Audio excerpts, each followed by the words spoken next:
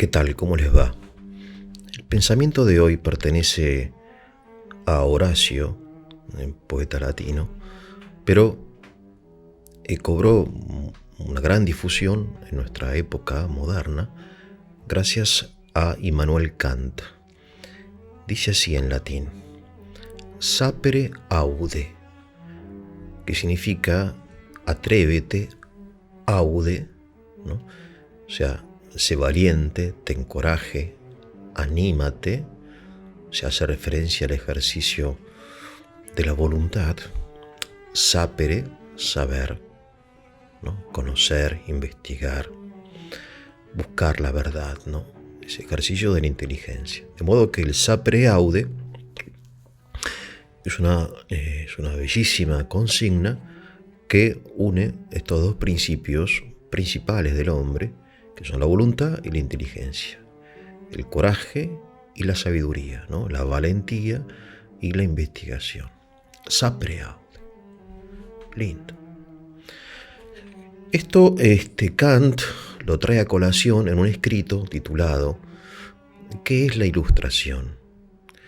En realidad sucedió que un diario de Berlín en el año 1784-85 le propone a las personas más ilustres de Alemania, ¿no?, que respondan a la pregunta ¿qué es la ilustración? Porque todos sentían que estaban ya hace muchos años, ¿no?, en una época nueva que llamamos hoy ilustración y que ellos llamaban ilustración. Y sin embargo, ¿qué es la ilustración, no? Sucede muchas veces que, por ejemplo, en nuestra época, vivimos en una época, por ejemplo, de globalización. Y la pregunta es, ¿qué es la globalización? No sabemos muy bien qué es.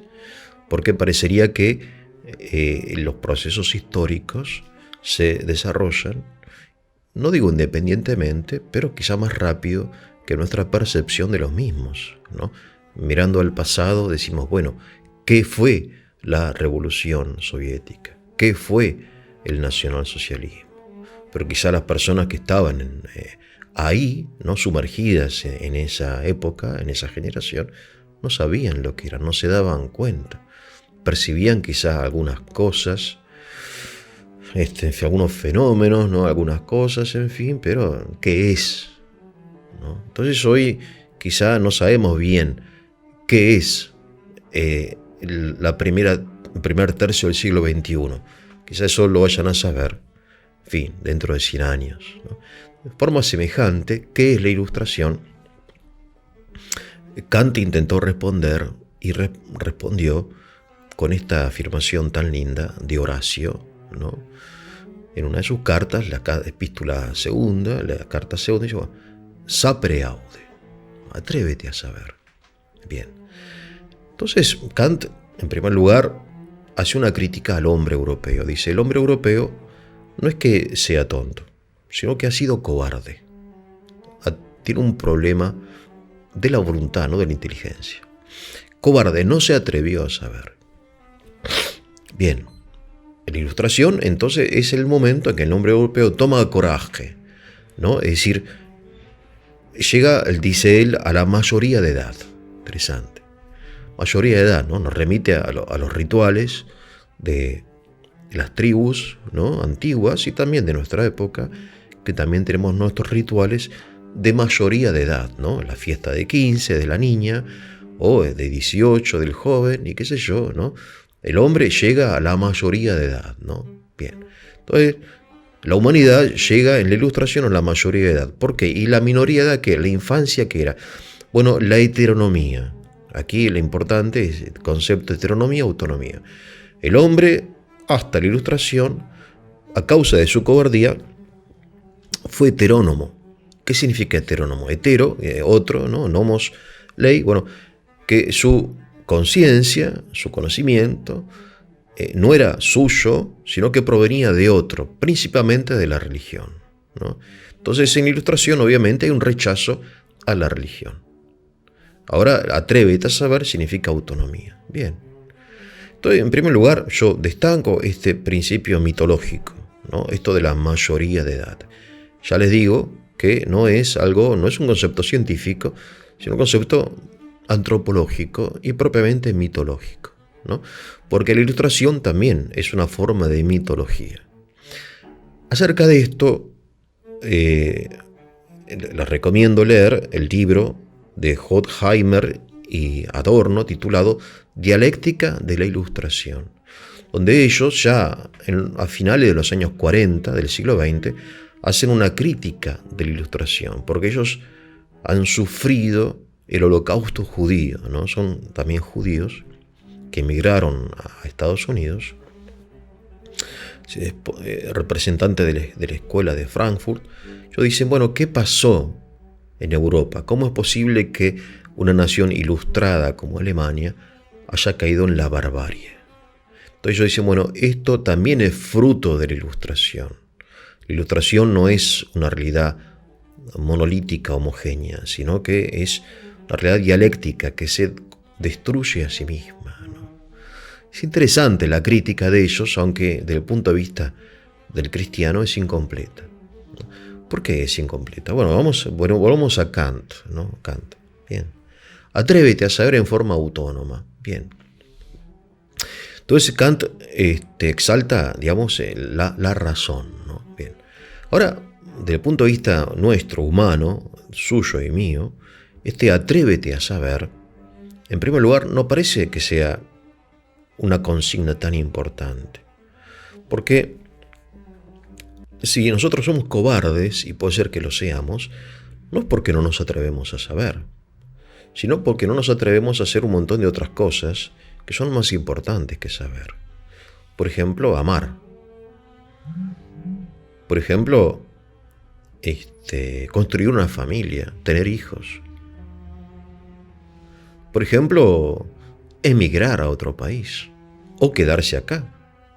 Por ejemplo, terminar una carrera universitaria, construir una casa, construir relaciones estables con amigos, darle un portazo al jefe o ir en contra de la opinión pública.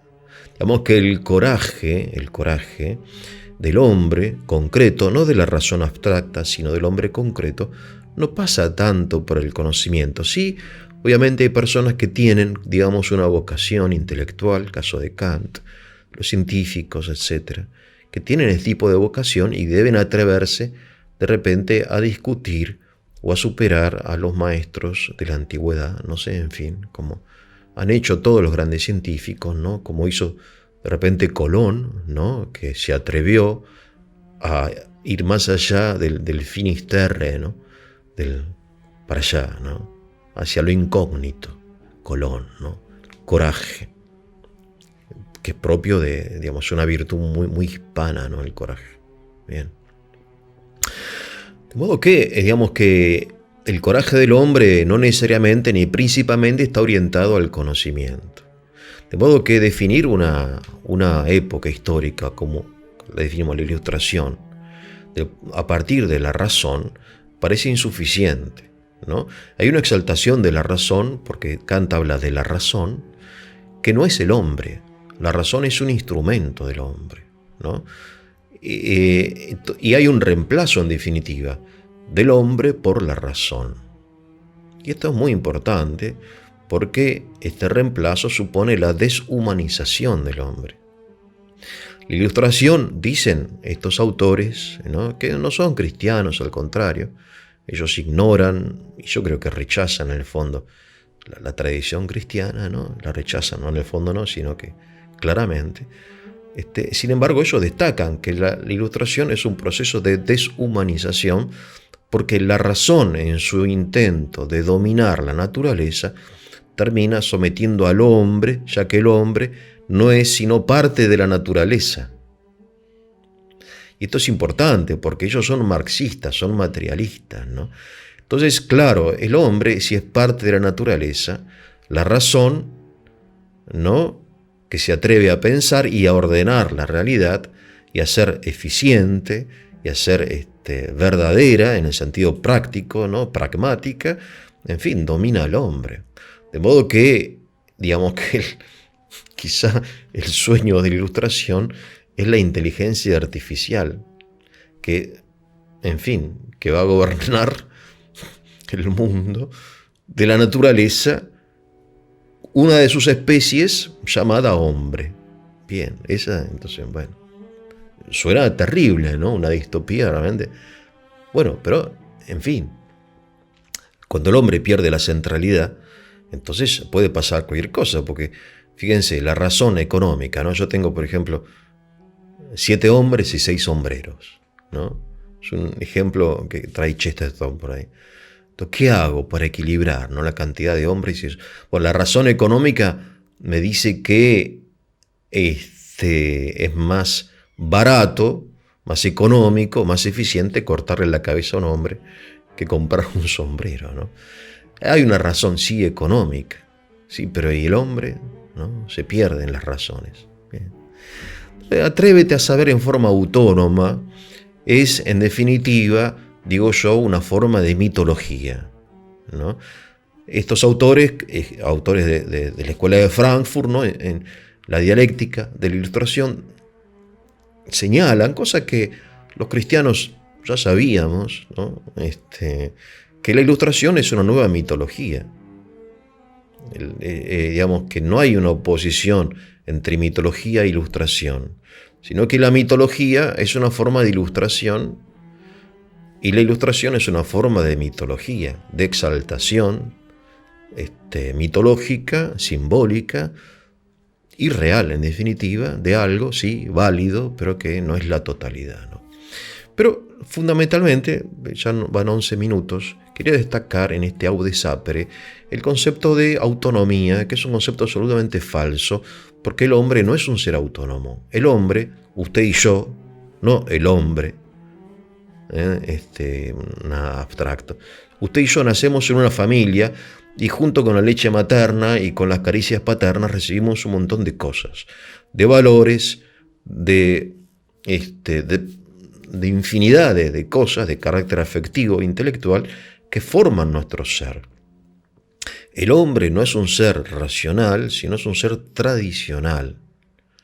Ya la idea fundamental del hombre, lo que lo define, es que él es receptor de una tradición, empezando por la familia. Y lo que nosotros recibimos hasta los 5 años nos constituye después. Y aunque querramos ir en contra de eso, vamos a ir en contra de lo que somos. Y puede ser que tengamos que ir en contra de eso. Pero eso